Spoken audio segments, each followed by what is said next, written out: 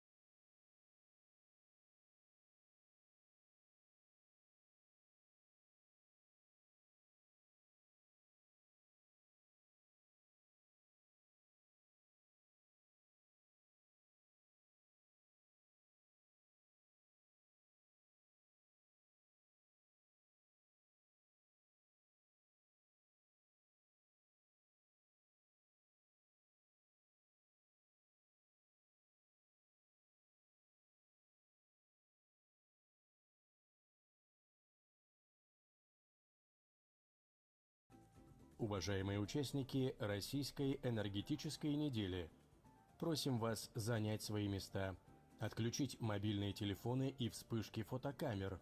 Пленарное заседание начинается. Dear Russian Energy Week participants, you are kindly requested to take your seats, switch off your mobile phones and disable the flash setting on your cameras. The plenary session is starting now.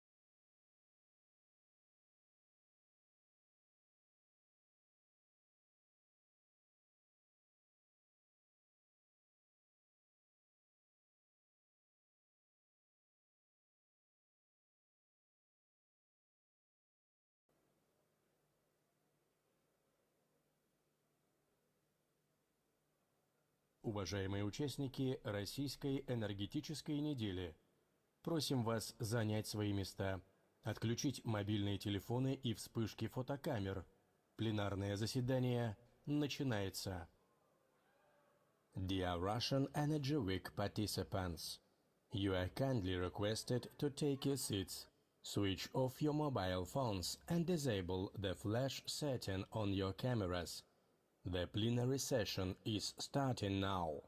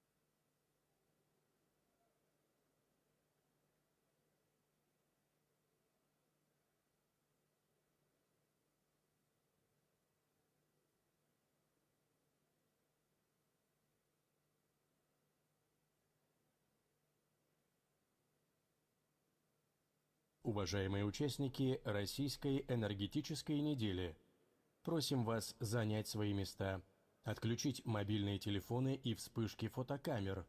Пленарное заседание начинается. Dear Russian Energy Week participants, you are kindly requested to take your seats, switch off your mobile phones and disable the flash setting on your cameras. The plenary session is starting now.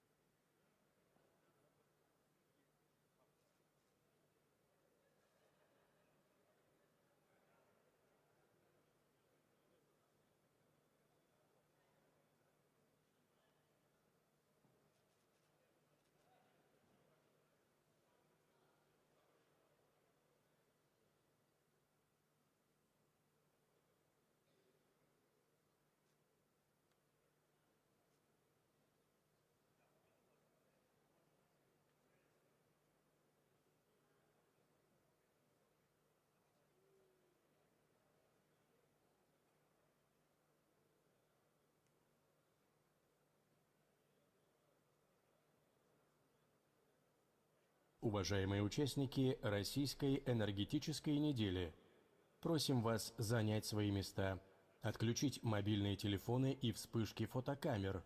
Пленарное заседание начинается.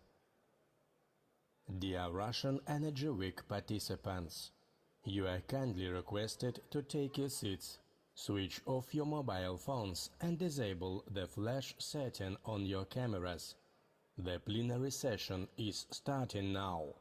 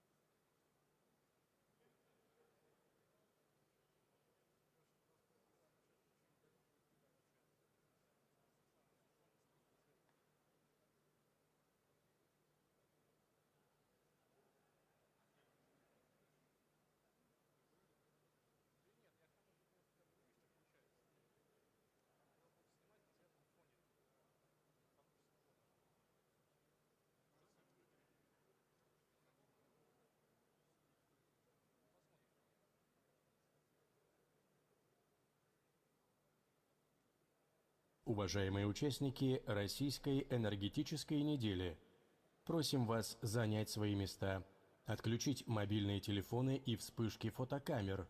Пленарное заседание начинается. Dear Russian Energy Week participants, you are kindly requested to take your seats, switch off your mobile phones and disable the flash setting on your cameras. The plenary session is starting now.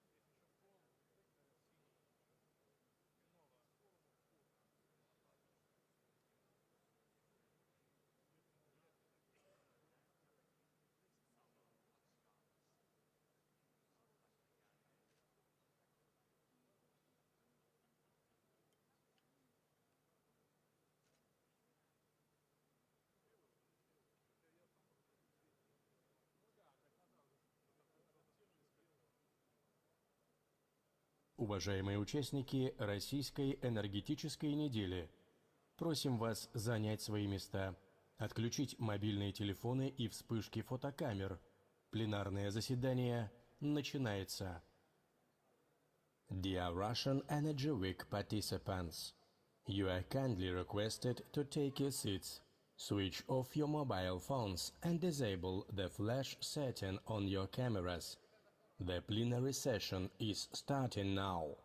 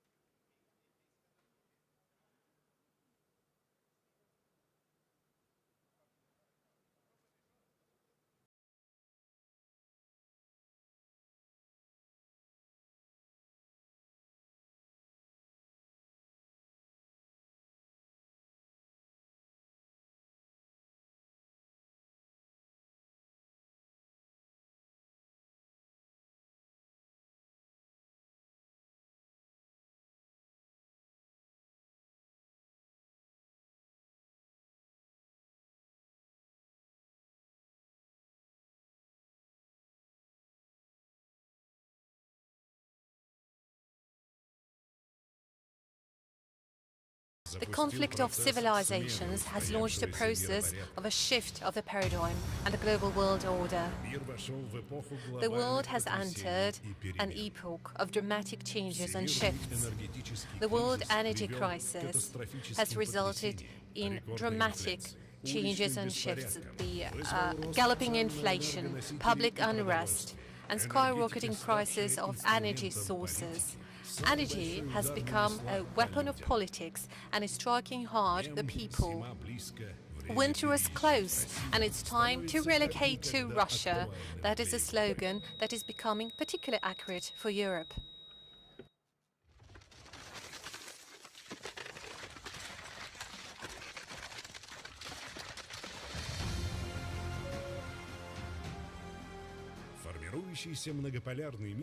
The multipolar world that is evolving today is setting new challenges to the global energy. Among the most important of them is to ensure energy supplies, energy sustainability, and source for new energy resources. The Russian energy politics is evolving today, and the current agenda requires us to search for solutions for the energy and power complex, achieve energy sovereignty, as well as ensure digital transformation. And global energy crisis has confirmed the importance of conventional energy sources and the role of Russia as an energy superpower in the global energy of the new multipolar world.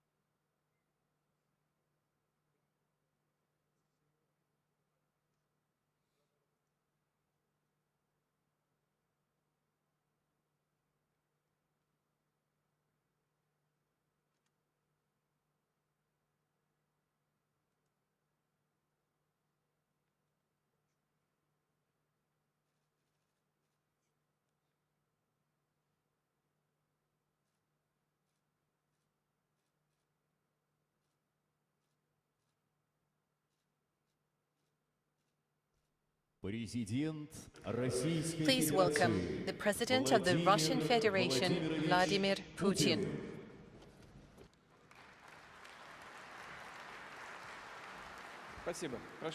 Thank you. Good afternoon, dear friends, ladies and gentlemen. I welcome the participants and guests of the Russian Energy Week, a prominent and recognized dialogue platform on key global energy issues. A frank and open conversation is what we particularly need now, that global economy, on the whole, the fuel and energy sector are going through an acute crisis provoked by energy price fluctuations and an imbalance between supply and demand, as well as an outrightly disruptive action by certain market participants who are guided exclusively by their own geopolitical ambitions and seek open discrimination on the market, and if it doesn't work, they simply eliminate the infrastructure of their competitors. In this particular case, I'm talking obviously about the subversion on the downstream pipelines Nord Stream 1 and 2. There's no doubt it was an act of international terrorism aiming to undermine the energy security of a whole continent. The calculation behind it was quite cynical: to block and destroy the cheap energy sources and deprive millions of people and industrial consumers of gas, heat, power and other resources, and force them buy all of these at much higher prices, to force them to do so. Attack against the Nord Streams was the most dangerous precedent. It shows that any piece of critical transport, energy or communications infrastructure is at risk now, regardless in what part of the world it is, who operates it, and whether it is an offshore or offshore infrastructure. Well, I wouldn't like to speak about it at the Energy Week. It is not directly related, but at the same time I can't but mention that the terrorist attack against the Crimean Bridge committed by Ukrainian special services is an example, a proof. I mentioned already that the Kiev regime has long been using terrorist methods. It plots political assassinations, ethnic cleansings and reprisals. They are uploaded on the internet, realize it was a mistake and delete it. But everything is stored on the internet. Nor do they stop at nuclear terrorism. I'm talking about shellings at the Kursk and Zaporozhye NPPs. Attempts to explode the Turkish Stream pipeline is on the same list. All these facts are proven and duly documented. The masterminds and instigators of these crimes are the end beneficiaries, those who profit from instability and conflict. Who is behind the subversion of Nord Streams? Obviously, the one who seeks to finally cut off the ties between Russia and the EU, seeks to finish off and undermine the political subjectness of Europe, weaken its industrial potential and control the market. And definitely the one who is technically, let me stress it, technically capable of performing such explosions, and the one who has already resorted to such subversions and was caught red-handed but remained unpunished. The beneficiary is obvious, and I think I don't have to go into detail here. The geopolitical importance of the remaining gas systems becomes particularly important. They go through Poland, Yamal Europe in particular, through Ukraine. There are two pipelines. It's what Russia, back at the time, built for its own money, and definitely the US, that can now supply energy sources at high prices. As they say, in decent societies, highly likely it's all clear. We understand, we know who is the beneficiary, who is behind all this. Now they can impose on European countries large volumes of the natural gas from the US that can't compete with Russian pipeline gas, because prices for the US LNG is much higher. Everyone had known it before and now particularly. But there are additional risks apart from the prices. The risk is that these supplies are unstable and at any time they can be rediverted to other parts of the world. That's what we have witnessed. And quite recently, when US tankers shipping LNG to Europe turned halfway and changed their points of destination, because owners of the LNG were offered a higher price elsewhere. The interests of European consumers were neglected. Let me also remind you who, back at that time, lent a hand to Europe and increased gas volumes to Europe. It was Russia, but leaders of these countries prefer not to think of it. On the contrary, they consider it possible to blame us as a neutral partner and supplier. Are we denying the supplies? We are ready to supply, and we are doing so in accordance with the contracts. We are supplying the whole volumes under the contracts. If someone doesn't want to buy our product, what can we do with it? It's your decision. On many occasions did I stress that the Nord Streams have no political aspects whatsoever. These are commercial projects with equal participation of Russian and European companies, meaning that the future of the pipelines, of the streams, is something that Russia and our partners in the EU should decide together. Let me say this. The pipelines running through the bottom of the Baltic Sea can be repaired, obviously, but it will make sense only in case their further use is economically justified, and definitely when the security is guaranteed. This is a prime condition. If, together with our European colleagues, we take together the decision to supply gas through the remaining one string of Nord Stream 2, apparently it still remains operational, and unfortunately we are not allowed to test it, but the pressure remains stable. Probably it was impaired. We don't know, we can say it. We are not participating in the investigation, but the pressure is stable, so it remains operational. Its capacity is 27.5 billion cubic meters a year, or about 8% of total gas imports to Europe. Russia is ready to start such supplies. The ball is in the court of the EU. If they want, they can just open the tap. Let me reiterate, we don't limit anyone.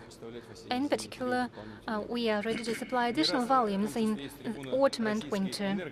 More than once, including from the platform of the Russian energy, we did I elaborate on the root causes and nature of this crisis, including excessive obsession with renewables to the detriment of hydrocarbons. Well, definitely, one should deal with renewables, sun, wind, power and hydrocarbons and tide power, but we should do it in coordination with the volumes that are consumed today and the tempos of the global economy and the demands for energy resources and the level of technological development. But for political motives, one shouldn't run ahead. But that's exactly what they were doing, and so there we are. And rollback of nuclear energy is in the same list. A shift from long-term gas contracts to the spot prices is another example. Experts estimate that this year alone, the spot price building mechanism for gas will incur in Europe a loss of over 300 billion euros, or around 2% of the Eurozone GDP. This could have been avoided if long-term oil-linked contracts had been used. The difference... professionals are assembled here, you understand what I'm talking about. The difference between the spot market and the long-term contracts, the prices under the contracts, is 3 to 4 times. Who's done it? Was it us? No. They have imposed it on us They simply forced Gazprom to shift to the link to the spot market, and now they are deploring it. They are to blame themselves. It's clear how this problem with the prices will be dealt with if the prices remain high. We've seen it in the past with regard to other goods. They'll simply print money. In the past year alone, the money supply in the EU increased by 1 trillion euros, but the problem is that for this money, Europe, just as in the case of other goods like food, will buy up gas from the world market. Hence, the Romanian countries will have to pay more for these resources. The resources, the volumes entering the European markets are sold at exorbitant prices, and it triggers inflation in its turn. In the Eurozone, it has already reached the level of 10%. Common European citizens are suffering. Over the past year, the electricity and gas bills rose by more than three times. Back in the Middle Ages, people started buying woods. Why is Russia to blame? They tried to blame someone else for it. In this case, on Russia. They are to blame themselves. It's not the result of any actions under the special military operation in Ukraine, in Donbass. Not in the least. It is a result of the erroneous energy policy throughout the past years. The growing costs hits local industries. For some goods, there is a double-digit decrease in the production output. Deprived of affordable energy resources from Russia, European businesses are forced to close or look for better conditions in foreign jurisdictions. This process is ongoing. Here, I cannot but refer to some statistics.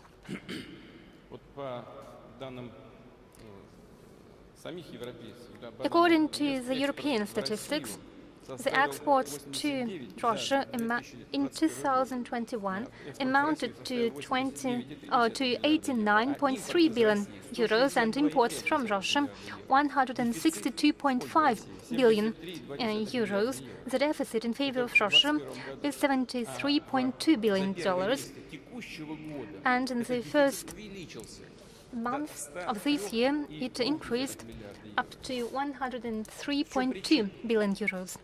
Why? We are selling our goods.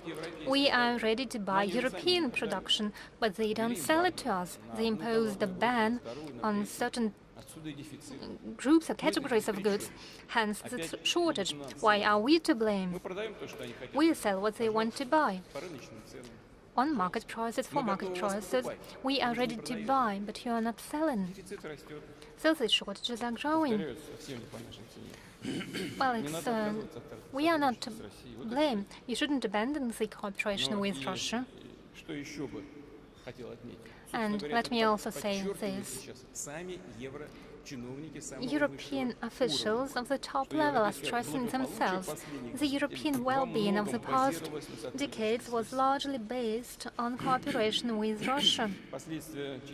The repercussions of the partial ban on Russian goods are already affecting the economies and citizens of Europe, but instead of working to regain their competitive advantages, their own competitive advantages in the form of cheap and reliable energy sources from Russia, the Eurozone countries only exacerbate the situation. In particular, they decided to put a price cap on crude and refined oil from our country. It's not what the EU is doing, also the US. They plan to start applying it in December. In this context, let me quote the American economist, Nobel Prize laureate Milton Friedman, quote, "If you want to create a shortage of tomatoes, for example, just pass a law that retailers can't sell tomatoes for more than 2 cents per pound. Instantly, you'll have a tomato shortage. It's the same with oil or gas." End of quote. Let me remind you, Milton Friedman died in 2006. He had nothing to do with Russian government and can't be considered as an agent of Russia. This might seem a banality, but the leadership of some European countries, as bureaucratic top, ignores these obvious considerations. On someone else's order, they deliberately pursue the policy leading to deindustrialization of their countries and decreasing the quality of life of their people. This will entail irreversible consequences. It should be crystal clear, if the price of oil from Russia or other countries is restricted, if some artificial price caps are introduced, this will inevitably deteriorate the investment climate in the whole global energy sector. It will further trigger growing global deficit in energy and further price growth. And once again, it will deal a blow to the poorest states primarily. These are inevitable consequences that are clear, and the world-renowned experts, and I've already quoted them, talked about this all the time. No interventions or releasing of oil reserves will rectify the situation. There would simply be no available resources in needed quantity, and you should understand that, finally. The thing is that, due to assertive promotion of the green agenda, and of course this should be supported, as I've mentioned, but you need to do it in a reasonable way. And when we're talking about an assertive promotion of the green agenda, including in the EU, a global oil and gas sector turned out to be underinvested already. At the same time, the leading oil producers, and I'm talking about some 20% of the global industry, they were sanctioned by the EU and the US. As a result, in 2020-2021, the investment in oil and gas production dropped to the minimal level of the past 15 years. Do you see that? In 2020-2021, way before the beginning of our special military operation in Donbass. And this investment turned out to be over 2 times lower than in 2014 due to the actions of the so-called Western politicians. The business underinvested some $2.5 trillion US. I will mention it in particular, but what does the OPEC Plus decision have to do with that?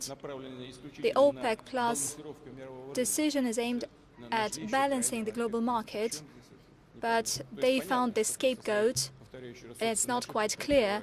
They hide their mistakes behind that, but I will tell it additionally. Let me note another important aspect. Let's assume that, as I've already mentioned, a notorious oil price cap is introduced, but who would give you any guarantees that such a price cap would not be introduced in other sectors of economy, in agriculture, in semiconductors industry, in fertilizers, in metallurgy? And I'm talking about price caps not only on Russia, but also on other countries of the world. Nobody will give such guarantees. And that means that by their reckless decisions, some Western politicians are putting at risk the global economy. They are destroying the well-being of the whole humanity. The Western neoliberal masterminds already have an experience in destroying traditional values, and we already see this, and it looks like they now switch to the freedom of entrepreneurship. Russia has always lived up to its commitments, and that is what makes us completely different from Western states. They cynically refuse to implement concluded contracts in finance and technology, in equipment supplies and maintenance. Let me say one thing: Russia's actions will not defy common sense. We will not pay for others' well-being at our own expense. We will not supply energy to those countries that limit the energy prices, to those who, instead of business partnership and market mechanisms, prefer cheating tricks and brazen blackmail.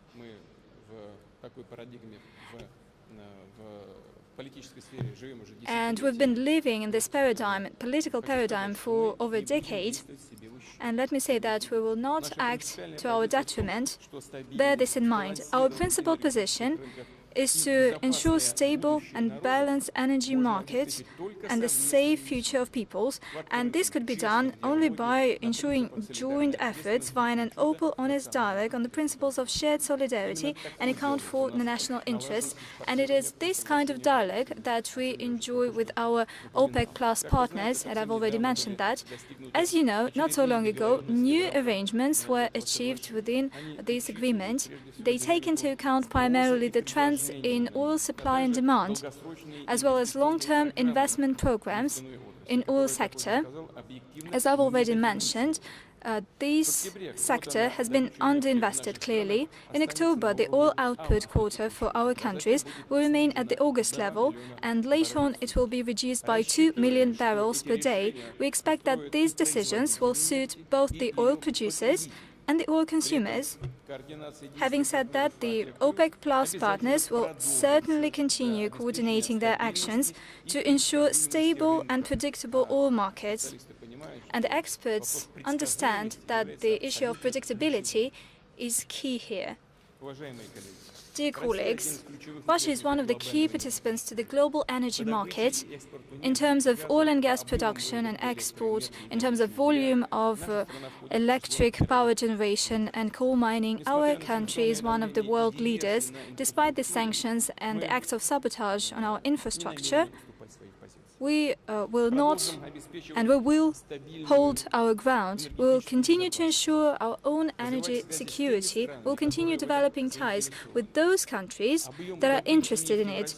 The level of oil output in Russia has already overcome the decline, and it stands somewhat higher than last year.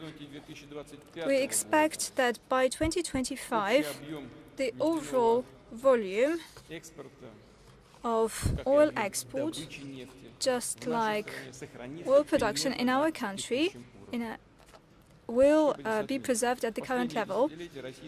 Over the past decade, Russian oil production has been mainly largely dependent on foreign equipment, but by 2025 we expect to increase the share of Russian equipment in the industry to 80%.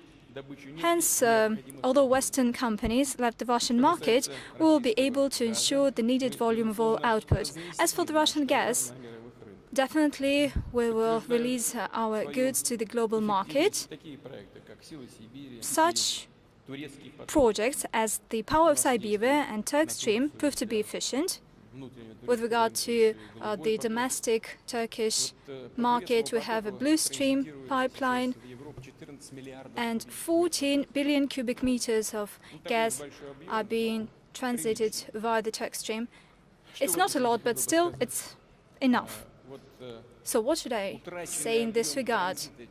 This lost level of transit via the Nord Stream, via the Baltic Sea, could be shipped to the Black Sea,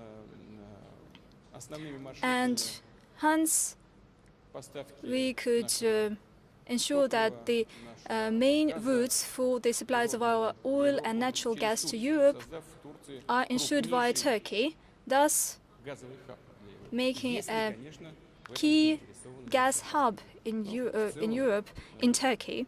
If our European partners are interested, of course there is some economic interest, and the level of safety is much higher here. High-tech segment of liquefied natural gas is gaining momentum. In August, its production in Russia grew by almost 60%. Yamal LNG plant is operating successfully. It is located in the Arctic latitudes. Our systemic measures to explore the Arctic resource base, to develop northern sea routes and transport ice-breaking fleets are yielding results, and we will continue to further bolster the energy export to fast-growing markets. And certainly we intend to expand the supplies geography. In the near future, we will identify key infrastructure facilities to this end, and we will start constructing them, including such promising projects as the Power of Siberia 2 and the Mongol part of the Power of Siberia 2, Soyuz Vostok, as well as the linking of Asian and European segments of national gas transport system. We will continue to support LNG terminals projects. All the strategic And very specific tasks in this area have already been set to the Russian government, and I'm confident that they will be resolved. We will also continue turning to payments in national currencies when it comes to Russian energy supplies. I've already mentioned one of such examples. Gazprom and its Chinese partners decided to switch to ruble and yuan in equal shares with regard to payments for gas supplies. Some of the European partners, as you are well aware, also switched to the payments in Russian national currency, in rubles. Dear colleagues, naturally, Russia has been and will be one of the key participants to the global energy market, but our key task is to ensure that the Russian fuel and energy sector is contributing to the national economy, increasing its competitiveness. It helps develop and ensure the well-being of our regions, cities, settlements. It helps raise the living standards of our citizens, and a separate strategic track is to increase the volume of raw materials processing. We are already implementing large-scale plans in this area, including in the Far East. We have launched the projects to develop large and small-scale petrochemical and gas chemical industry. I am confident that in the near future the number of such projects will increase. Social gasification program is gaining momentum. I'm talking about residential houses in cities and settlements that have pipeline gas. As of early October, gas has been laid onto the landlords of over 300,000 households. At the same time, for many citizens, the cost of gas equipment and the works at the lot is a heavy burden. It is a strain for the family budget. Primarily, I'm talking about families with many children, veterans and persons with disabilities and low-income families. Certainly, we need to provide assistance to them.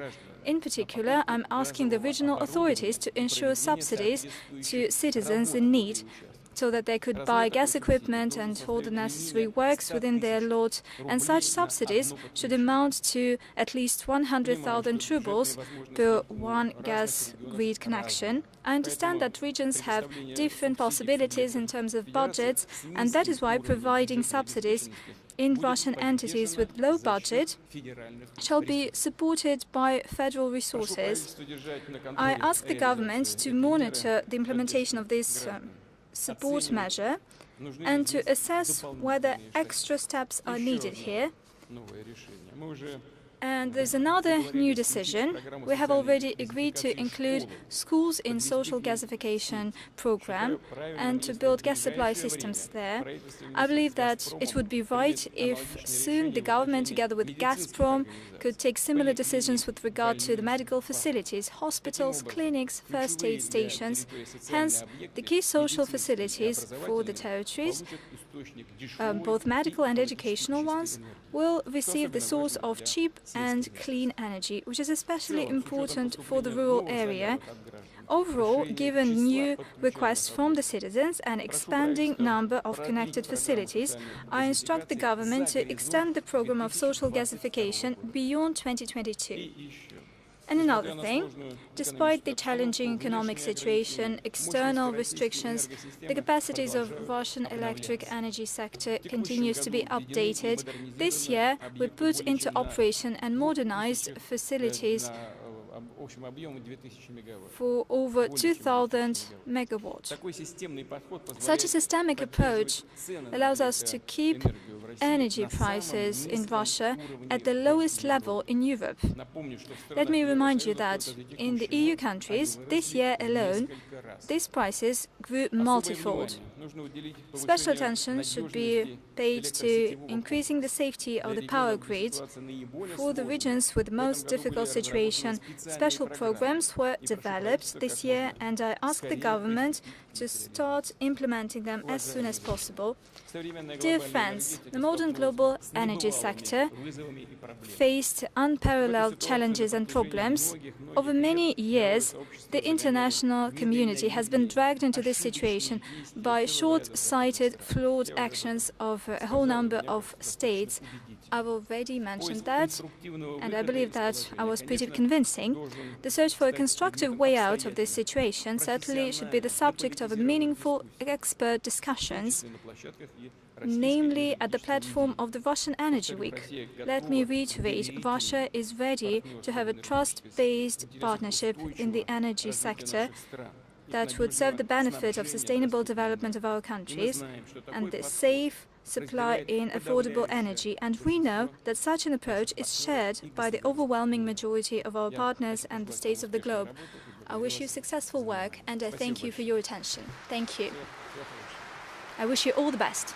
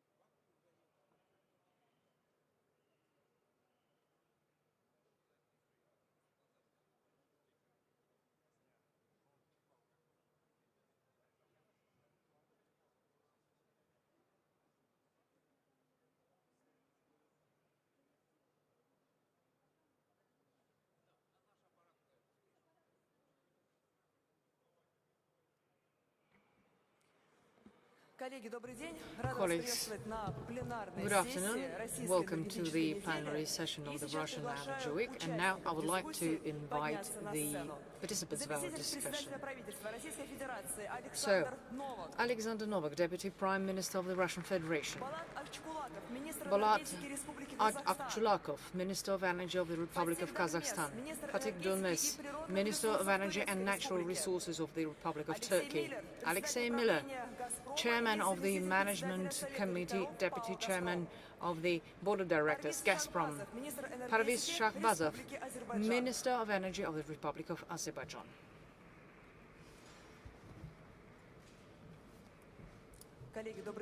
Colleagues, good afternoon.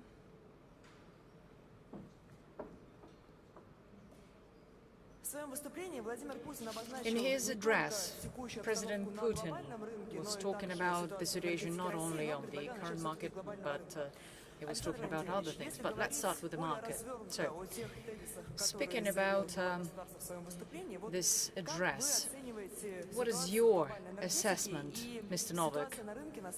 What do you think? What is the situation like on the energy market? Because it has an effect on all the Western population. Well, thank you very much. Good afternoon, dear colleagues. I'd like to continue talking about energy challenges, and that's what President Putin was talking about in his address. So I would say there are several global trends that we can currently see. Well, no doubt that's energy crisis, a very bad one. It's about energy safety, energy poverty. Number 2 would be global transformation of the energy market, and number 3 is energy transformation when we revisit goals and other things. Speaking about the crisis that President Putin was talking about in his address, well, first of all, we see that there's a disbalance in terms of supply and demand. We see that many markets have shortages, not enough growth of economy, and another thing is not enough capacity, no free capacity. As we see, if, for example, there's shortage or not enough investments, and the President was talking about this as well. For example, we used to have 700 billion per year invested, but today we're talking about 300 billion rubles, dollars per year, which is not enough. And only several countries, well, speaking about oil and gas, only several countries have free capacity to supply to global petroleum markets, and that means huge issues. So, earlier today, the President was talking about other things. For example, speaking about gas, there are several reasons for all of that, for this kind of situation. Is the Western policy of Western partners. They want to have and see immediate benefits, and no doubt it's a different kind of policy. They're switching from long-term contracts and dependency from oil and gas. They switched to spot prices. This was done intentionally. They decided to switch to new pricing mechanisms, and they've been doing this for decades. And when spot prices became higher as compared to oil and gas prices, there was a desire to go back to oil. And we see the result. Another point I wanted to make is that it's a targeted policy. For many years we saw that retire from Russian gas, and the European Union first went for one package, energy package, then another one and another one, and it was targeted at separating the owner of infrastructure and the source of energy, for example, gas. And it's unclear why they wanted this to happen. For example, if we're talking about Turkish Stream or Nord Stream or Yamal Europe pipeline, other suppliers apart from Russia and Gazprom in this infrastructure? There's no one. So it's not possible to see anyone. So speaking about competition on the market, well, this resulted, as we see, in the very fact that this infrastructure is not being used, or there was a sabotage, for example, like in Nord Stream, and there's no chance for other projects, infrastructural projects development, for example, South Stream. If you remember, there were EU requirements, and everything was blocked. So our president said earlier today, and by the way, it was rightfully said that energy and economic security and well-being of Europe for years depended on cheap resources supplied from Russia. And that's what the European diplomacy leader, Josep Borrell, said recently.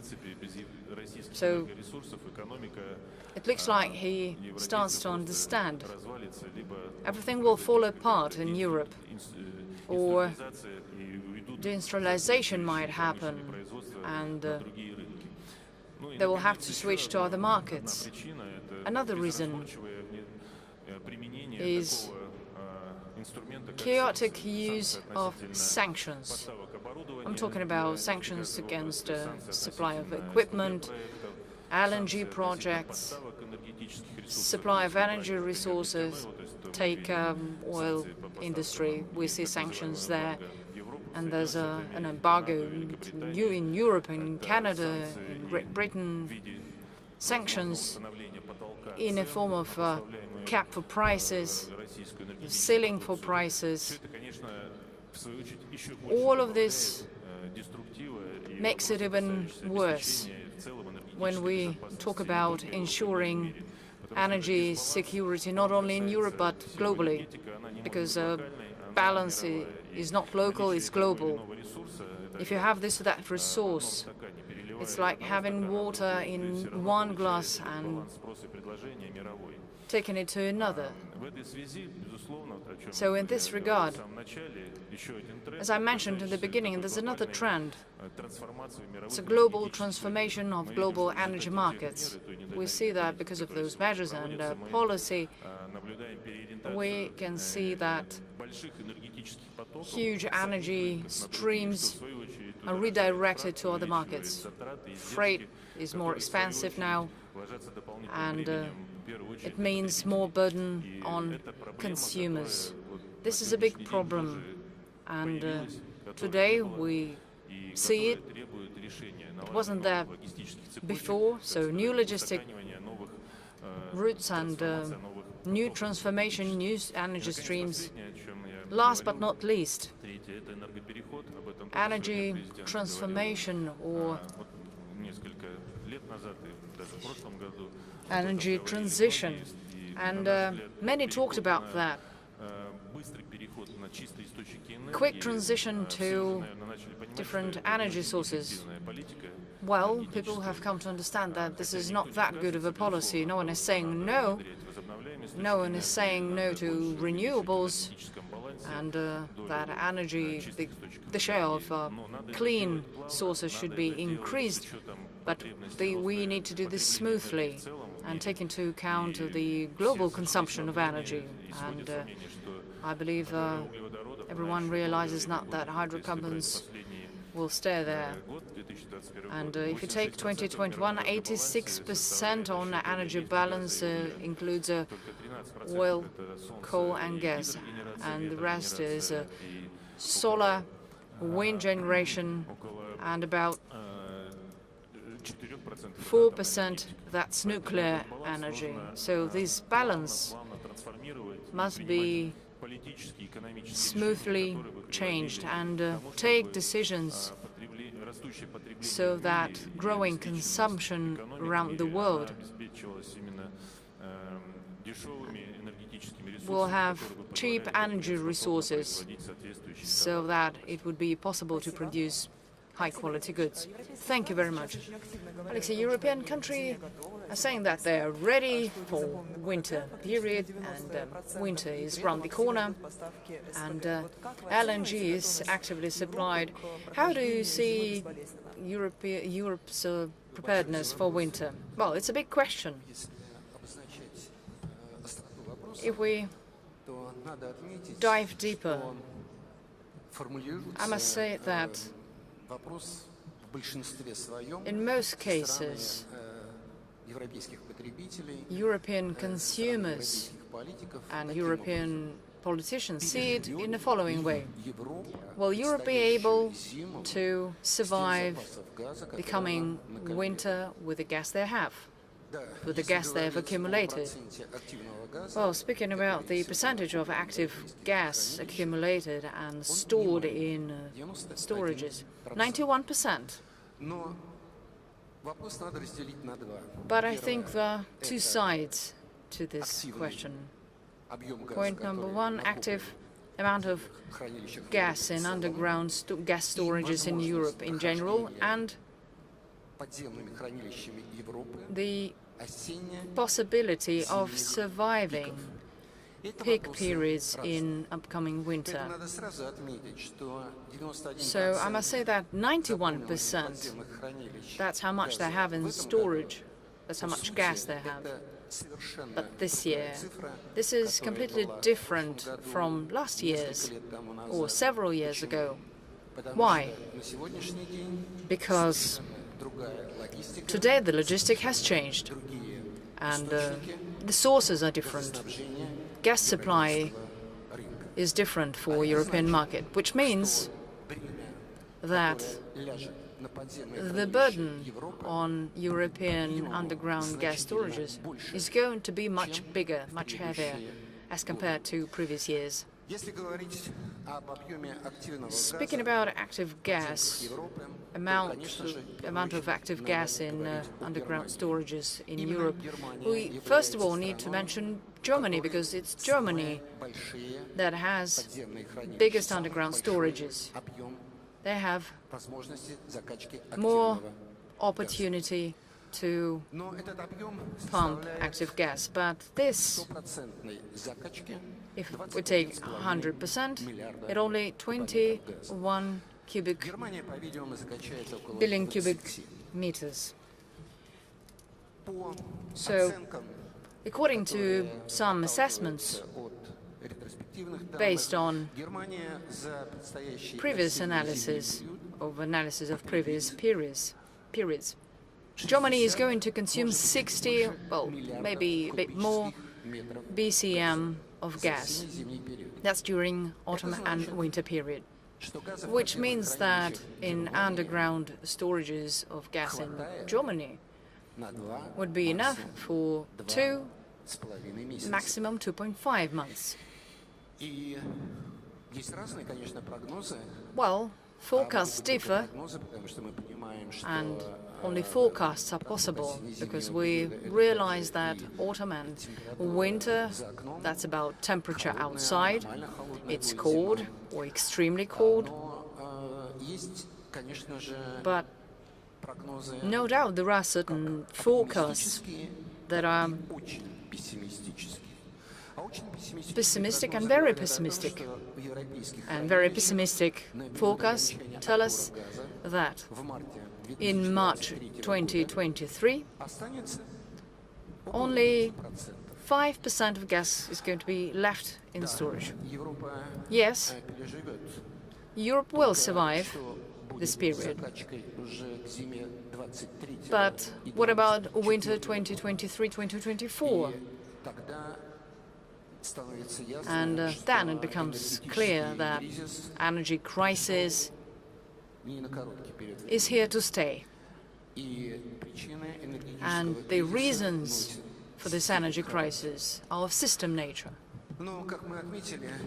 But, as we see, both in Germany and in Europe,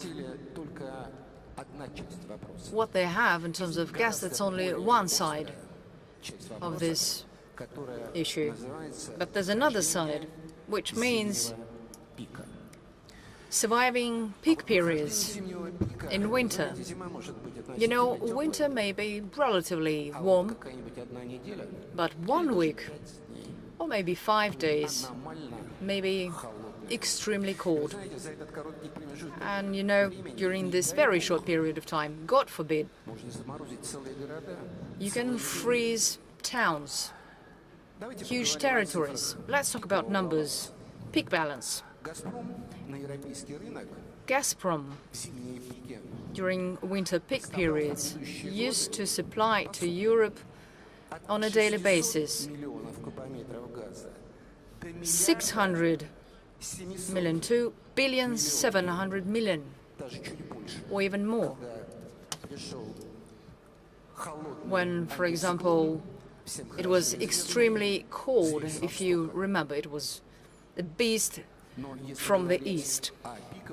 Speaking about peak periods and supplies, and if we talk about how much gas they will miss in the balance, then European experts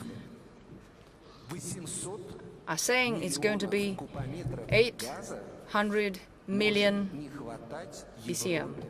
That's how much they will be missing. That's how much they will not have if it gets really extremely cold. That's 1/3 of all European consumption. Naturally, analysts, ministries, companies, experts, they know the situation on the market, and no doubt they have an action plan to tackle this. Let's talk a bit about those recommended actions and measures, and to what extent are they that realistic? So, number one, it is suggested to introduce quotas. And when you don't have quota formula, when you don't have certain criteria, and when you have no mechanism for punishing those who disobeys,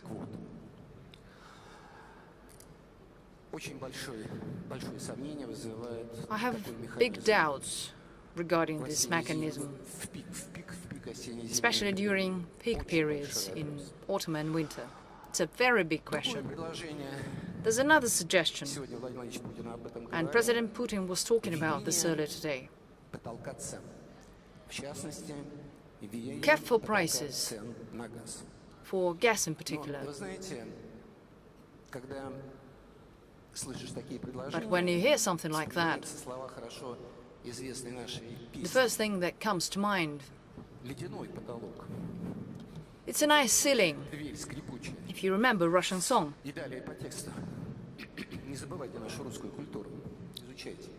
You need to study our Russian culture. We must understand that gas producers are not forced to do anything. There's nothing and there can't be anything. So this ice ceiling, it's a metaphor, but you get the picture. Now,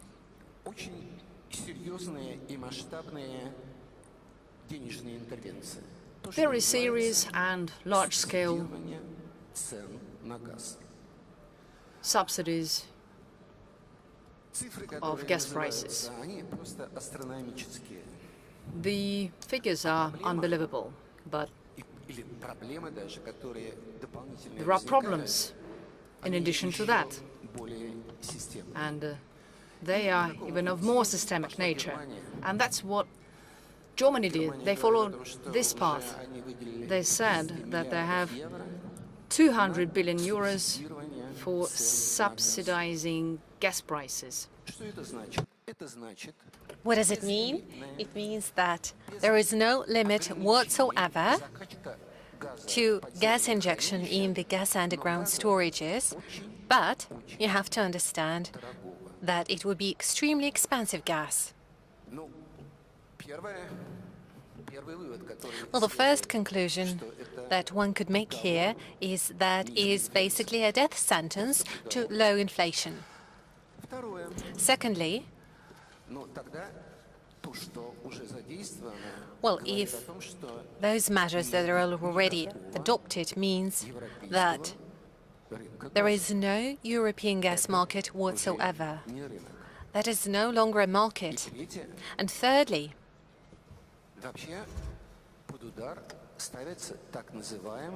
I would say that the so-called European solidarity is being severely questioned here, because some of the European economies, stronger economies of the European Union, would have those possibilities and opportunities, while others would not.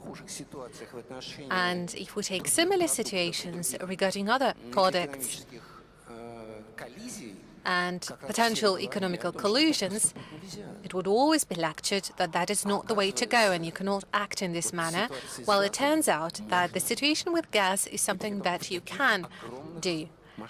And that type of action is really massive on a huge scale at the moment. But the final outcome is that this gas gets very expensive, which means that we're talking about deindustrialization. Deindustrialization of Europe. And the methods and steps suggested here are also very peculiar. Nationalization. Nationalization of gas market of Germany, nationalization of gas traders. What does it really mean, nationalization?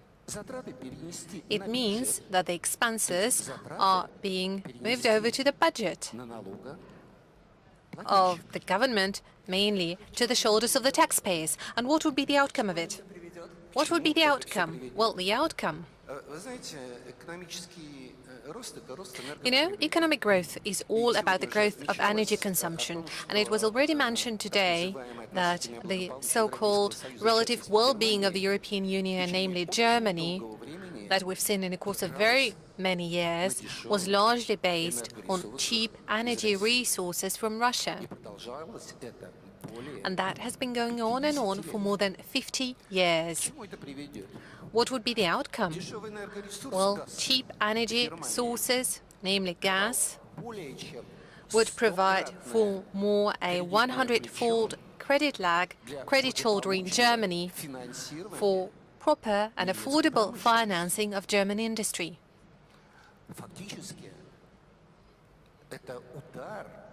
So basically, that is a very heavy strike against the economic model that has been in existence until recently. And that is a very serious shock. So what are other proposals and suggestions we get to hear? A suggestion to set up a cartel of consumers, energy consumers. Well, I wouldn't say that it is a particularly extraordinary suggestion, but I would say we are playing games here, but we're only playing games according to the rules that we have invented, and we would refuse to play games if the rules were not invented by us. There were no cartels of consumers whatsoever. They've never existed in our key markets. But I would say that some experts believe that a sheer mentioning of a possibility to create gas OPEC would be a very serious investment in gas prices.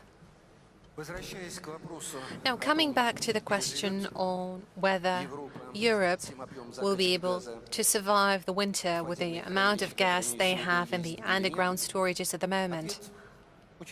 Well, the answer is very simple. Nobody can give any guarantees whatsoever. Well, Mr. Miller, in his address, the President already dubbed the situation happening in the Nord Stream 1 and 2 an act of international terrorism. Sweden has made an official statement that they will not allow Russia as a party to participate in the investigation. So if we see that Europe would request more gas to be pumped through the remaining line of Nord Stream 2, are there resources available with Gazprom, and how much time would it take to complete all the work and reparation so that the pipeline becomes operational? Would we be ready to participate in repair works and the launch of other lines of the gas pipeline? Thank you for your question. Well, up until now, we were not allowed to have access to the site of the accident or sabotage. I would say this is a portrait that is still being drawn in the moment. Indeed, the second branch, the line B of the gas Nord Stream 2, is under pressure. There may be some damage inflicted, but for sure it is operational and there are no gas leakages at the moment. And answering your question, well, certainly we need to differentiate the situation for Nord Stream 2 and Nord Stream 1. Let me start with Nord Stream 2, if one line remains intact. As you know, Gazprom has paid every effort, all of its knowledge and experience and competence, including our technological capabilities, to make sure that we commission those gas capacities of Nord Stream 2 in due time.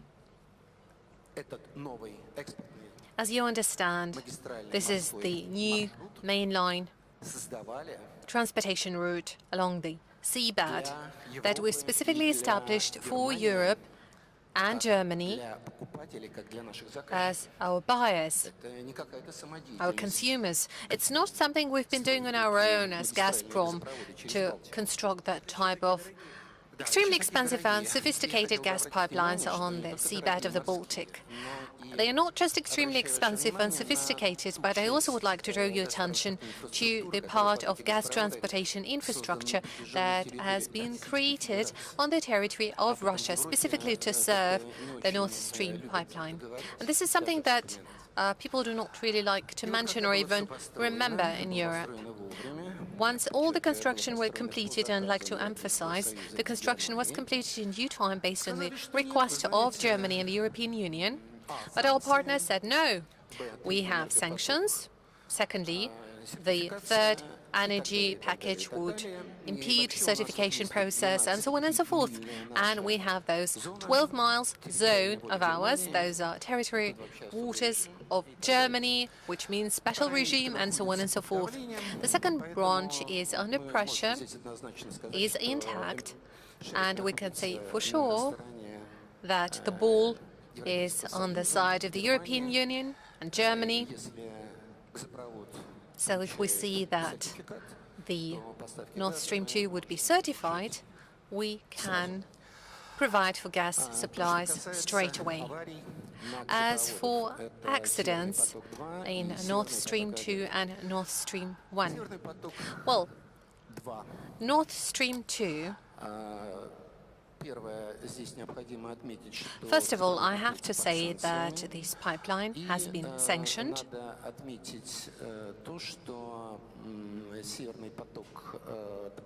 And Nord Stream 2, as of today, has not yet been operational.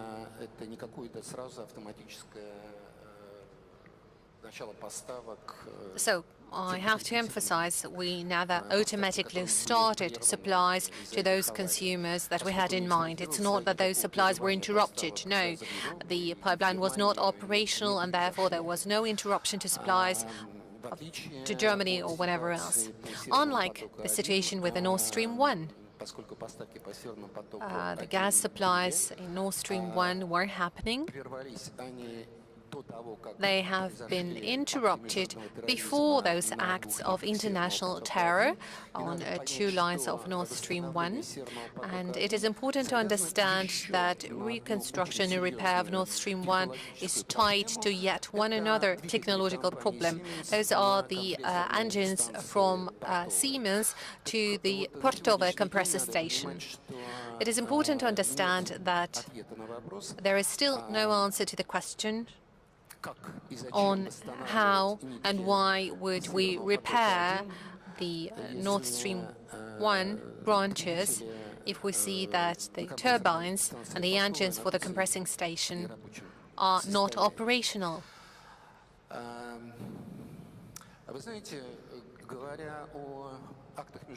Speaking of the acts of international terrorism, and this is exactly how President Putin called those explosions in his speech today.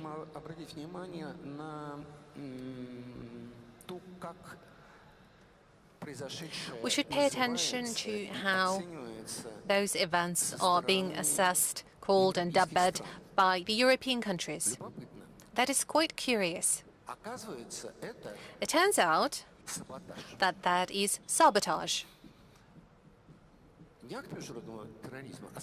Well, not the act of international terrorism, but sabotage. Well, in fact, sabotage is a French word originally, which means knocking with your shoe. You know, I have an impression that somebody really enjoys political lexicology and political terms of the 60s. Well, who knows? Maybe we would get to hear the beautiful words like Mr. Khrushchev used to say, like promising to show the mother of Kuzma. Well, how much time would it take to recover and repair what was damaged, namely the branches of the Nord Stream? I should mention that it is not that much of a technological problem, although it is technologically challenging. But the first and the foremost question is a political one. And the European Union, just as Germany, should provide a very clear political response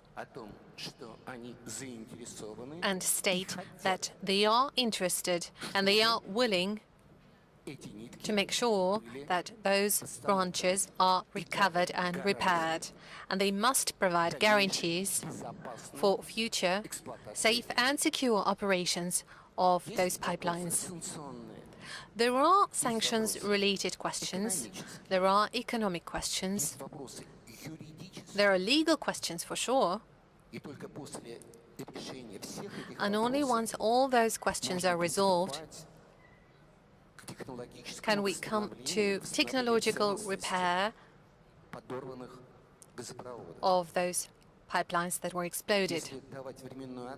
Now, if I were to provide an assessment of the period and time it would take, I would say it is certainly more than a year. That is quite a lengthy process.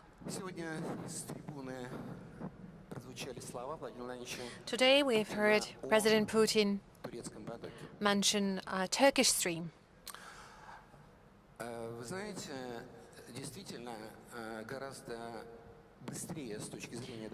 You know, indeed, in terms of repairment to the Nord Stream 1 and Nord Stream 2, one could much faster create something to replace for what was lost in the north, but create new capacities in the Black Sea. As you all know, Turkish stream is only going through 2 economic zones, the territorial waters of Russia and Turkey, and the economic zone of Russia and Turkey accordingly. And the depth there is incomparable to the Baltic Sea, 2 kilometers, 150 meters. Undoubtedly, Turkish stream has shown itself as a reliable route for gas supplies to Turkey, our reliable partner, as well as supplies to the European market. Apparently, the question that the capacities we've lost in the north, in the Baltic Sea, could be moved over to the Black Sea is something that is high on our agenda, and this is a question that is up to date. So it means that technically we're prepared to create a hub there, something that President Putin mentioned.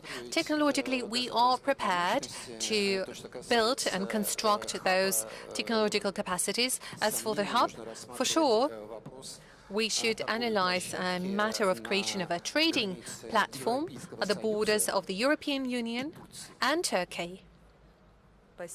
Thank you. And now I'd like to address the question to His Excellency Minister Donmez.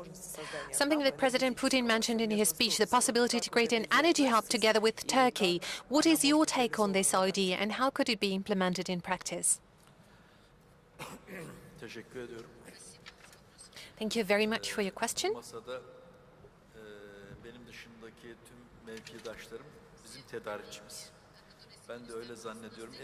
All the colleagues who are seated on the stage today are the largest suppliers. Well, I probably represent one of the largest consumers, but within the long-term gas supplies contract, we've never faced any problems with our suppliers or partners. We've been through difficult times, but we've been always able to successfully overcome them, and Russia has always stayed a reliable partner of ours. And I'm very grateful to our Russian colleagues for being able to preserve this sustainability and reliability. As for the address by the President today,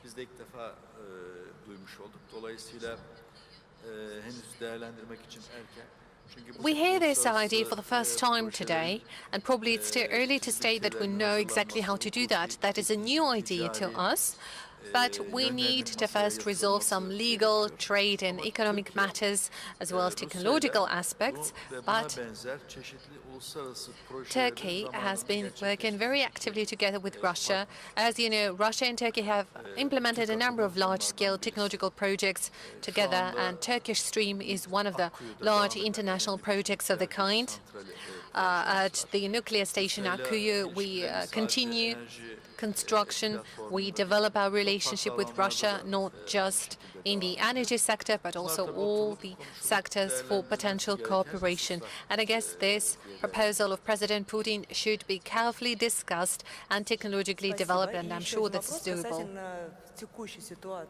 Well, under the current circumstances on the global energy market, I know that Turkey had major plans for energy transition. Do you stay true with those plans, or do you plan any changes? Thank you for the question. Unfortunately, Turkey is somewhat poor in energy resources. We do not have enough energy sources of our own. 70% of energy demand in our country is covered through imports. In natural gas, 99% of the demand is covered through imports. Oil and petrochemicals, around 90%, again, imported. As for power generation, I would say around 60% of electric power is generated inside the country thanks to renewable energy sources and our own capacities. But over the last 20 years, thanks to the wise policy of President Erdogan, we've seen a major transformation happening, not just in the energy sector, but all other industry sectors. Over the last 20 years, the GDP of Turkey has increased by 60%. 85 million people reside in Turkey, and this population is growing on a daily basis. More than 4 million refugees are staying in Turkey at the moment. And 40 to 50 million tourists come to Turkey on an annual basis. Turkey is a rapidly and dynamically evolving country. The population in terms of age is also very young. Young population is predominant in our country. Therefore, energy security is a critically important area for us. It is vital for ensuring for prosperity of our country in the future. And right now, I would say that around 25% of the domestic demand is covered through renewable energy sources. But today, it's not impossible to switch to renewables 100%. Well, yes, no doubt. This is developing at a high speed. This is the future, when we're going to switch to green technology. This is too far. As of today, hydrocarbons are the main source of energy. Fossil fuel, this is the main energy source, no alternatives.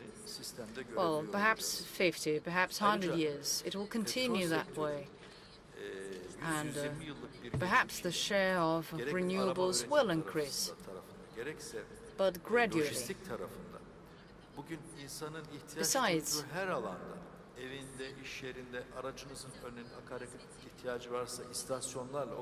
be it logistic, be it infrastructure development, Turkey is actively thinking, and we need to think about this. We need to make sure there's continuous source of energy. So we can't move 100% to green energy. This is impossible.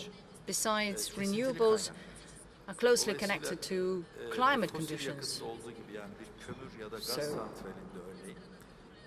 there will be disruptions. Any country that is trying to get rid of fossil fuel, to retire from traditional sources of energy, is about to face big problems. So we are trying to preserve our energy safety and security at the expense of what we already have. Everyone wants clean energy, but if you don't have rain or wind, what are you going to do? Sometimes there's drought, and you can't use your hydro stations. So you have to preserve what you have using traditional sources of energy. So that's how we view our power strategies. So Turkey will continue to regulate supply and demand using these tools. Well, in his address, when Alexander Minister Novak was talking about this, he said that indeed you need to stick to traditional sources, and you were nodding actively. So speaking about green projects, are you going to develop them further, or is it time to put them on hold? Well, thank you very much for your question. Well, first of all, this is a well-known fact today that green energy is developing quite actively. You can have a look at, let's say, the situation, or what was happening recently, the investments, the installed capacities.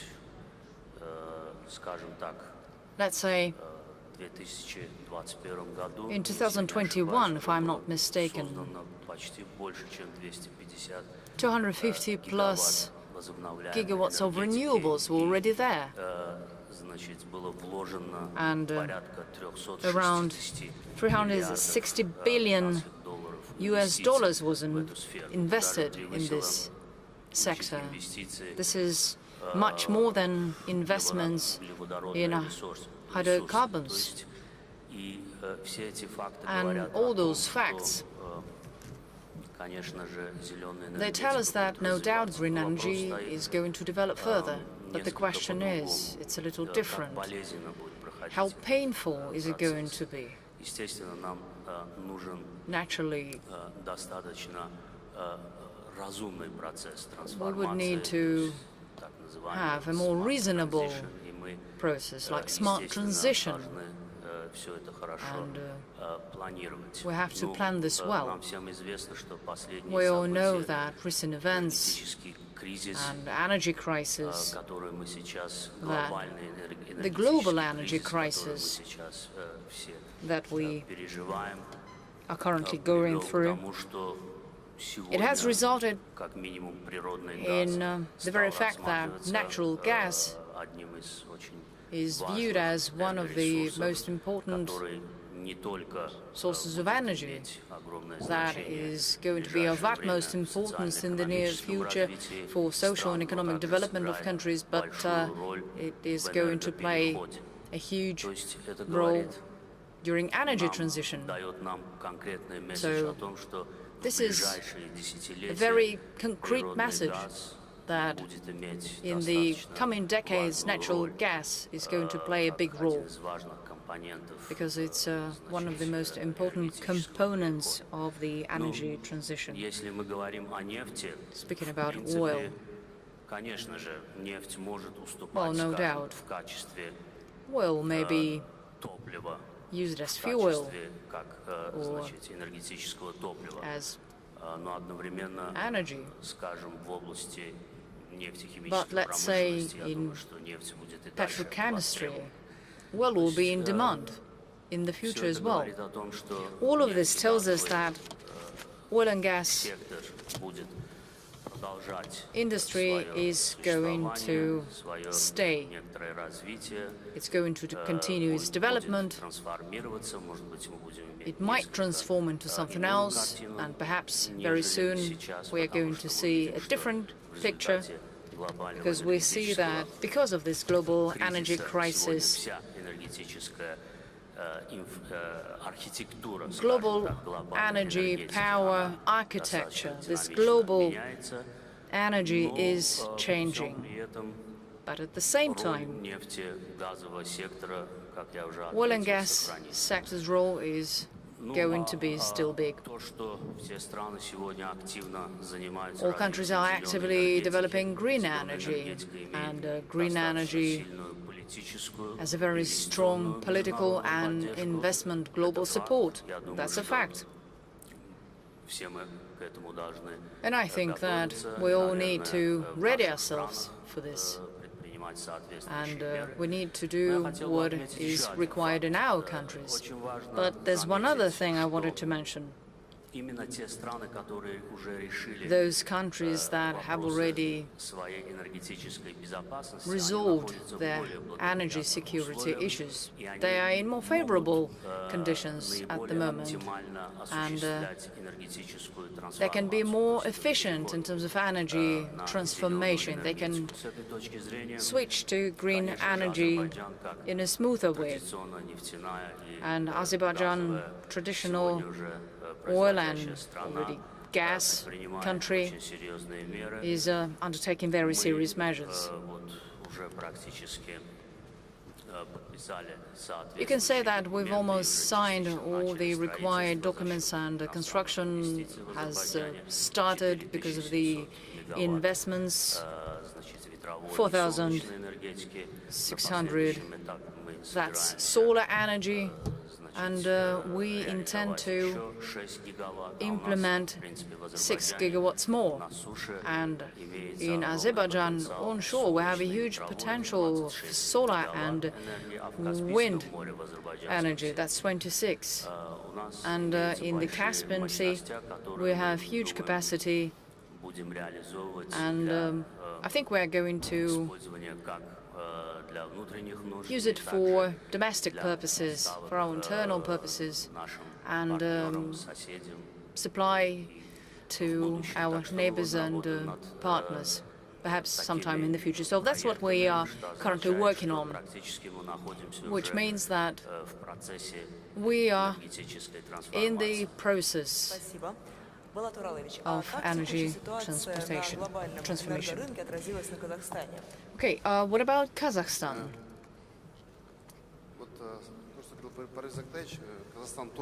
What the previous speaker was talking about, well, Kazakhstan traditionally has been producing oil and gas too, and it's more about oil, and we export let's say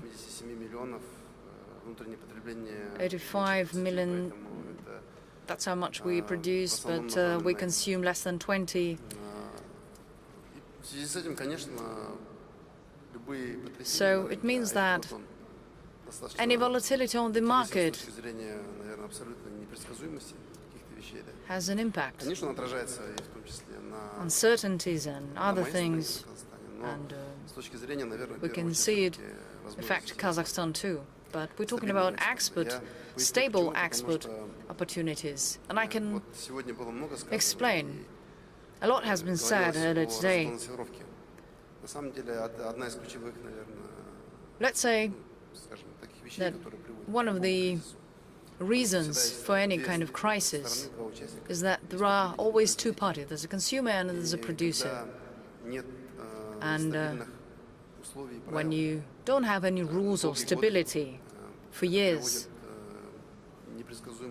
it results in unpredictability, and it's not possible to predict, to make forecasts and understand what the volumes, for example, hydrocarbons, how much they're going to be. And it means that there's no confidence when investing, because oil production is a very unique process. You have to have continuous investments. One need not forget that fossil fuel may be depleted. It might end one day, so we need something else. We need to explore, and stability of the market is beneficial for everyone. So from this standpoint, from transportation, production, and other things, this is all of utmost importance. Earlier today, I was talking to colleagues. We need to restore our resource base. We have a number of changes in some of our laws, and it will help us achieve the maximum level of preferences, because we need to top up our resource base. And today people talk a lot about gas, and gas is a transitional kind of fuel. As for renewables, I would echo to what my colleagues already said, but one need not forget about climate. The sun may not be always there, but still there's heat energy. We need to have some kind of fuel that will give us a chance to work properly, be more efficient. So that's the kind of position. Stable, understandable market on both sides, and reliable transportation system. Okay, thank you very much. Minister Donnis, taking into account political challenges and situation, what biggest issues do you see in terms of energy, safety and security, and what about the future of oil and gas? Благодарю за вопрос. Thank you for your question. No doubt, it's the first time in history when there's a huge difference. There are a lot of sources, but these sources are unable to get to the market where the demand is waiting for them, which means the prices are reacting to this kind of situation. So huge price volatility for energy sources. Imagine two football teams. They are on the field, one man here, one man there, on both sides, and three players are off the field. Red card. And you say the team that has more team players is going to play with the other team, meaning more consumers, less producers, less suppliers. That's exactly the kind of situation that we see on global markets today, on energy markets. Unfortunately, we're being irrational, too emotional, and in the wrong way. Yesterday I was in Berlin. We had a number of meetings. We met with German businesses. They're very nervous about the coming winter, it's a big issue for them, even though they're trying not to show this. However, even if they have money they can't afford, they can't buy what they need. Because gas and oil, this is not secondary, this is primary. This is your security. This is your feedstock. You may be the richest country in the world, but you were unable to buy them. So that's the kind of situation they found themselves in.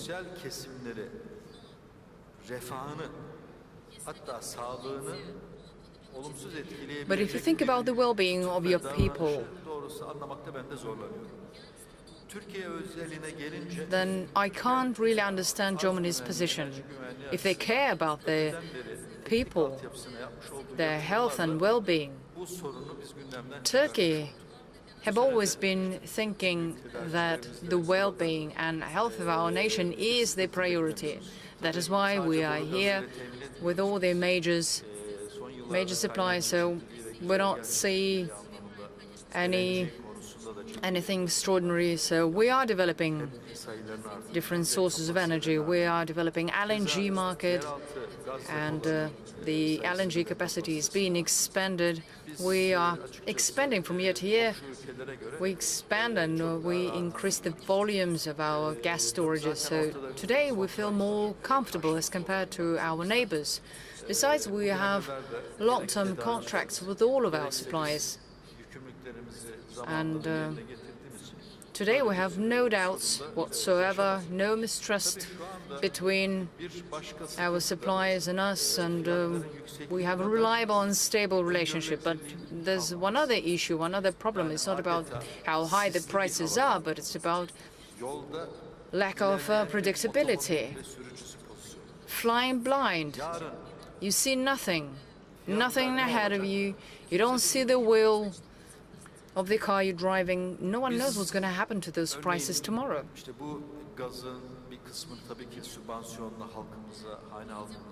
For example, we're selling gas with a certain amount of subsidies, but for industries we don't have that. So they always ask us, what's going to happen to prices next month? And we are being very honest. We're saying we have no idea what's going to happen to prices next year, whether they're going to drop, whether they're going to spike up. No one knows. And for Turkish industry, it's a huge problem, it's a huge risk, because they can't understand what the price is going to be for that or that product, this or that product that they're producing in a month or in 2 months. They have no idea. They can't afford long-term contracts because they don't know the actual price of their product. Unfortunately, this is a dead end. Thank you. So now let's talk about the situation on oil and gas market. What's the supply and demand balance? Quite recently there was a discussion within the framework of OPEC, decrease of 2 barrels per day. Well, here on the stage we have 3 people on stage, present in Vienna meeting some time ago. I will ask this question as well. I will address it to them too. Well, we're talking about OPEC Plus, and Saudi Arabian Minister of Energy a week ago said that for the first time in 30 years he finds himself in a situation of uncertainty. And for 30 years he's been working in the energy sector, working in the Ministry of Energy, and recently as a Minister of Energy. And Minister Dömes said the same thing just now. So there are a lot of uncertainties for suppliers too. So at the moment we see a lot of factors, and the predictability of those factors is very low, it's very poor. We can understand that consumption in Q4 is going down because the demand for oil and gas products is going down, and the cars that are not widely used during winter period. So we take into account the situation that we see on global markets, because the economic growth is slowing down.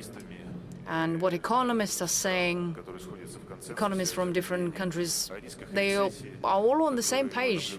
They're talking about recession.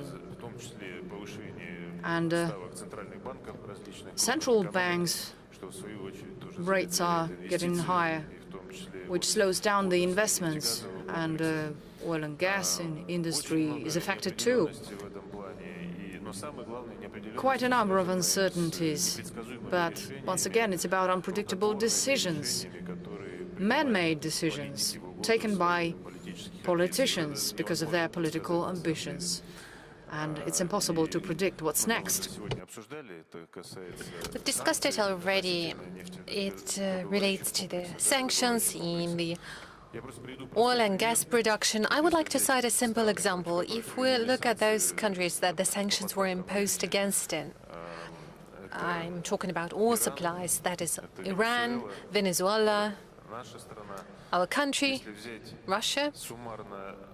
And if we calculate the total volume of oil output by those countries, that would be more than 20% of the total global oil market, from the total consumption of 100 billion barrels per day. If we talk about exports, that would be even more, then the share would be even bigger if we talk about the total commodity market. So what kind of predictability can we talk about if the decisions are being made to oppose those countries that are ensuring energy carrier supplies, and the countries that have been doing that very stably, ensuring stability for everyone? If we talk about gas market, just the reserves in our country alone account for 20% of the total amount of global gas reserves. Reserves of Iran account for around 17% of global gas reserves. If you sum it up, it's more than 1/3 of the total gas supplies, and we see that there are sanctions imposed against our countries. We're banned from supplies. If we ask about consumers, I'd like to ask them, what are you thinking about when you take that type of sanctions? If you think about us, that we can understand. You are willing to slow down our economic growth and economic potential, but I guess you should be thinking about yourself first and foremost. How is it going to affect your consumers? And we see the results of those actions today. As for price cap for oil prices, it was already announced that for petrochemistry and oil, there is also a price cap being discussed for gas. Well, thank God, the current decisions are more or less reasonable. We see that there are countries that are being reasonable are standing in the way of accepting of that type of decisions. They understand what will be the outcomes for their residents. But if we talk about price caps, that is interference in the interest of third countries. You can impose embargo against your own economy and destroy your own economy. Feel free to do so. That is your European economy. You create this dependency yourself, and you fall into the feed of well-known North American countries that are delivering those resources to you at a much higher price. But you're stopping or trying to stop third countries to buy those energy carriers by introducing sanctions, and that includes sanctions to freight and insurance. Primarily freight insurance sanctions. Well, those are the issues that we discuss in detail internally, and the decisions that were adopted at the meeting of the OPEC Plus group, they are certainly the right ones, and they are focused on balancing the market. And in the course of the last 6 years that we've been tied together by OPEC Plus deal, well, all those measures have always been aimed at creating stable conditions for operations of the oil market. We wanted to ensure the proper balance of supply and demand. There were cases when we would reduce the output. There were cases when we would increase the output. But by no means could we aim to achieve certain prices. We take decisions, and we discuss it at the Ministerial Monitoring Committee. We discuss it at the ministerial meetings of OPEC Plus, solely from the viewpoint of balancing of the market and ensuring stable operations of the oil market. I'm sure my colleagues can confirm that. You've also mentioned the price cap for oil Is Russian oil industry going to react to that somehow? What are potential responses here? Well, today President Putin stated our position on that very clearly. We are not going to harm our own economy and our own producing companies to deliver and supply energy carriers to those countries that will attempt to introduce this cap, limit us and interfere with the market price mechanisms. We've discussed it with Russian companies already, and their stance is similar. They all agree that this is a precedent that is hard to assess. Nobody understands how exactly it is going to work. We all know that today oil trade is a sophisticated mechanism where various traders are involved, and this is a mechanism that works just fine, is easily operational, and we all understand that the price cap they're thinking of can be easily circumvented and would only stand for redistribution of flows. But we are primarily interested in stability of our operations. We're interested in our consumers. We're ready to work with them based on the market conditions and based on those international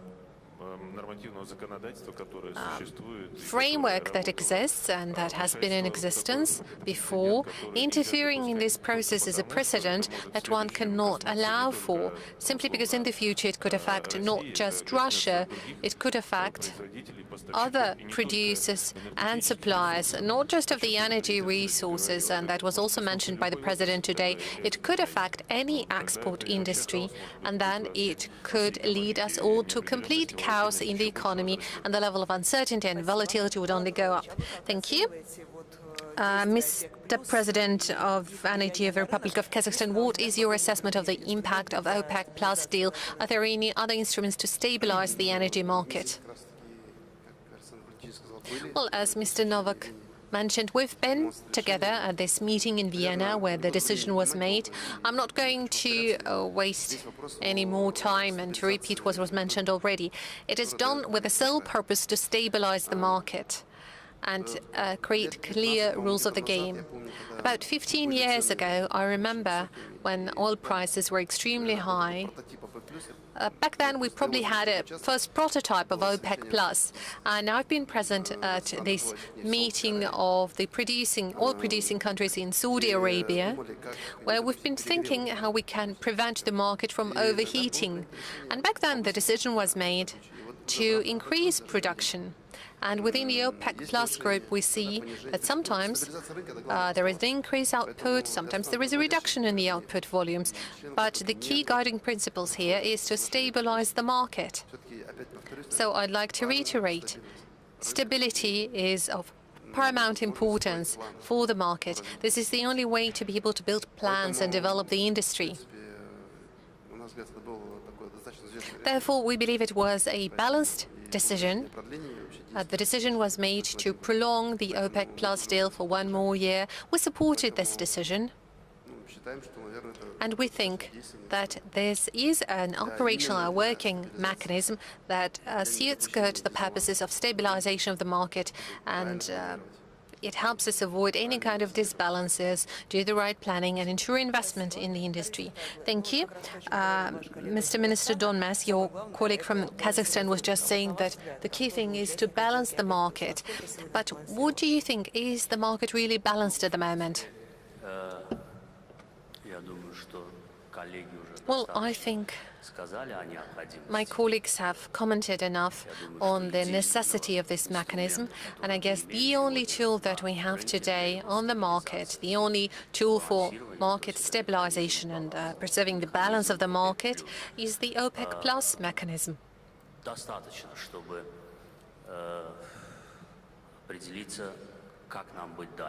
And this is a mechanism good enough for us to know how to act in the future and to plan our future. Indeed, OPEC Plus mechanism, starting from 2017 onwards, has shown itself to be a good tool. OPEC Plus has proven that that is a verified mechanism, and in the moment of hardship, let us recall March and April 2020, when all of a sudden, in the course of 1 month, the global oil market was left alone without any kind of arrangements whatsoever. There was no cooperation within our declaration of cooperation. Well, we'll remember what happened to the prices, what happened to the market. We've been going through all those shocks, and therefore we need to learn from that experience. This is something that we've been going through in the course of several years. We've accumulated some experience within OPEC, and we need to continue these operations. I think that is extremely important.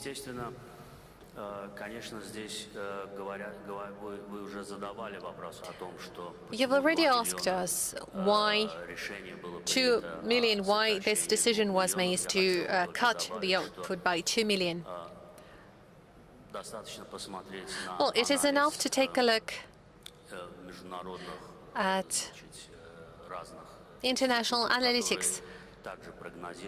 Various institutes also forecasted that in the second half of 2022, there would be an overhang to the amount of 1 million barrels.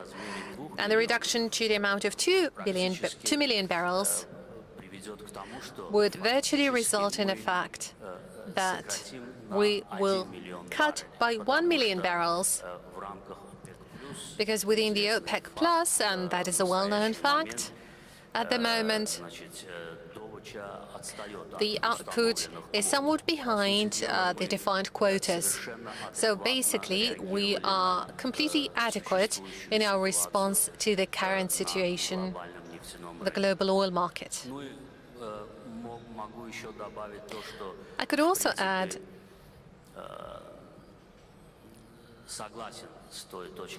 that I agree with the viewpoint shared by my colleagues earlier, namely that OPEC Plus cannot resolve all the issues and all the goals and everything that is happening in the oil market, taking into account all the geopolitical processes that inevitably affect the oil market. All of it simply cannot be taken into account. But what is possible in terms of preservation of the balance on the market, balancing the supply and demand, well, that we do. Apart from that, we all need to think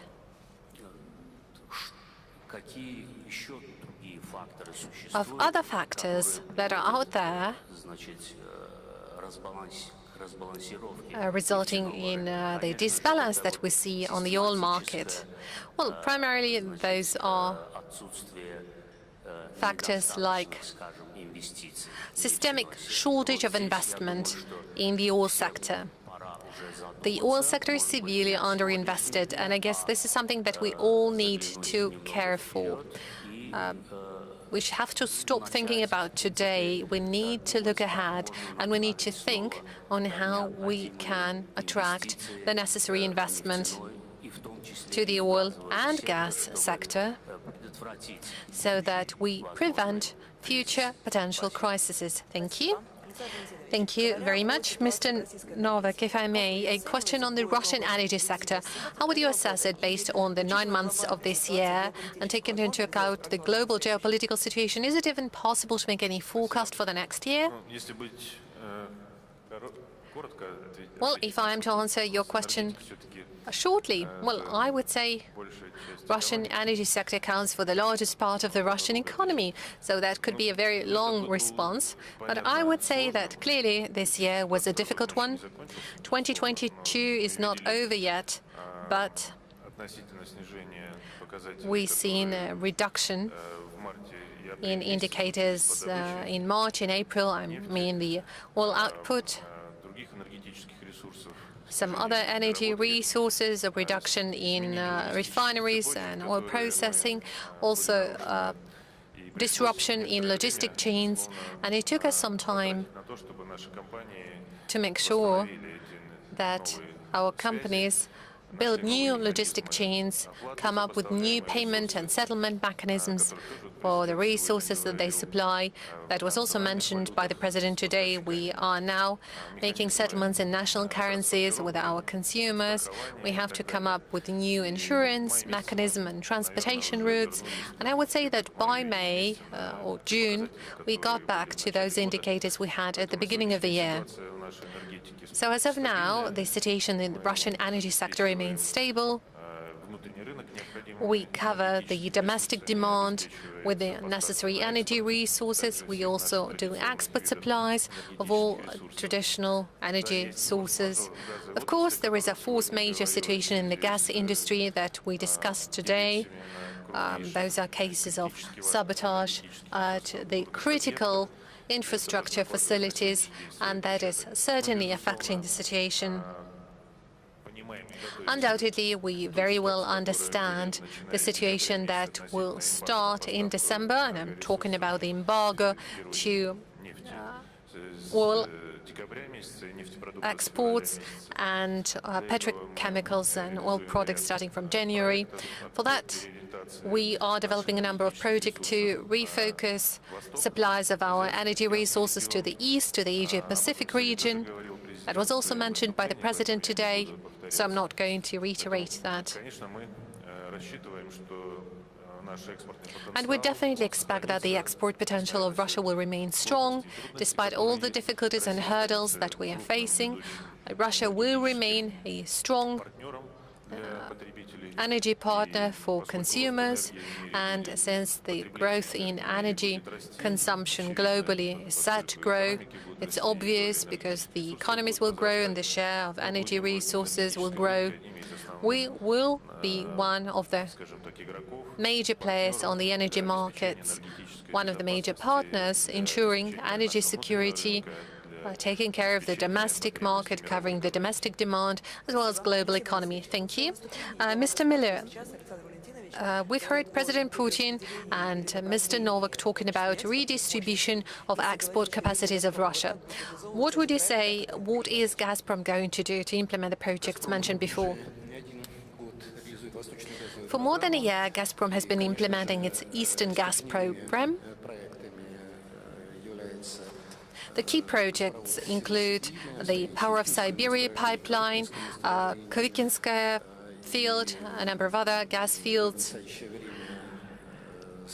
So as of today, we are setting one record after another in terms of daily supplies of gas to China, on top of the contractual obligations that we have so far. Asian and Chinese market in particular are the most dynamically growing markets in the world, and for sure, Gazprom is strategically focused on this market. Most importantly, we have a properly developed resource base, both in Eastern Siberia and in Western Siberia. And we can quickly ramp up our supplies to the Asian markets in the shortest period of time. Apart from the operational pipeline Power of Siberia, and gas from the Stinjinsky field is being supplied there. By the end of the year, we will commission Kovykinsk field, and the gas will also be supplied to the Chinese market. And we signed a contract for gas supplies to China from the Far East. That is our Far Eastern project. And as of today, we are developing the technical specification and the estimate for construction of a gas pipeline from Russia to Mongolia and China, and that is construction of a pipeline, the Power of Siberia 2. Well, that will increase our export potential multifold, primarily in the direction of Asia. One more goal that was set to us by the President of Russia is to merge into a unified gas supply system that we have in the European part of our country, with the gas infrastructure developed in the Far East of Russia and the Eastern Siberia. We are now coming up to building this bridge, the connection that would bring together the east and the west of the country, and that would undoubtedly provide for possibilities to increase gas consumption, both from the side of industrial consumers in the east of the country and also accelerate gasification in those regions. Gasification and gas supply program, including social gas supplies, is one of the priority programs for Gazprom, and President Putin set clear priorities there. And I can assure you that the goals and objectives defined within the framework of gasification program will be fully delivered right on time by Gazprom. And I should also mention something that is relevant for additional gasification projects. This is the work that we are conducting now very closely with the government of the Russian Federation, namely His Excellency Deputy Prime Minister Novak, who is chairing the federal headquarters for additional gasification. And we're talking about settlements and particular houses where gasification has happened. But there are some questions related to the gas equipment, and again, that was touched on by the President in his address. That is a possibility to procure this gas equipment is one of the questions that we are resolving right now, and I'm sure this issue will be resolved. We're talking about some clear financial mechanism, including engagement of the regions, for sure. But again, as it was mentioned before, regions have different financial opportunities. But finally, for the whole country, we are going to resolve the issue of social gasification in due time, as defined by the government. Thank you, Alexei. So, Alexander, in conclusion, I have one more question for you. How do you intend to develop infrastructure, taking into account that the percentage of foreign spare parts was quite high? Well, Alexei has just explained what is going on with infrastructural projects, and as for oil and gas, I would like to explain this in addition. The main infrastructure is done by Transneft company, and we have capacities in Primorsk, Ust-Luga, and in Kazmino in the east. So this will give us another opportunity to redirect our flows to the Far East, to the east, and that is going to be done for eastern consumers. As for Russian equipment, well, the huge program is in place, and the President already mentioned it in his address. We used to have 40% of Russian technologies. Today we're talking about 60. In the next few years it's going to be 80%. So our companies are working on that, and industrial companies and organizations working on that. We have a respective platform to do all that, to implement this switch to Russian equipment. So this is in place. We are working on that, and Mr. Mishustin conducted a number of meetings to discuss those issues, and we were also talking about accelerated import substitution. So what we have in terms of export, what we need to do in terms of export, and as for fuel and energy complex, we are going to work on that, and we are going to fulfill this and increase the share of Russian technology. So in order to conclude, we can say that all domestic demands and needs will be met, and as for internal perimeter, everyone is working closely with each other. Thank you very much. This was the plenary session of the Russian Manager Week. Thank you. I wanted to say thank you very much to all the fellow panelists. I know it might be very challenging and difficult to come here, taking into account all the situation and factors, but thank you very much.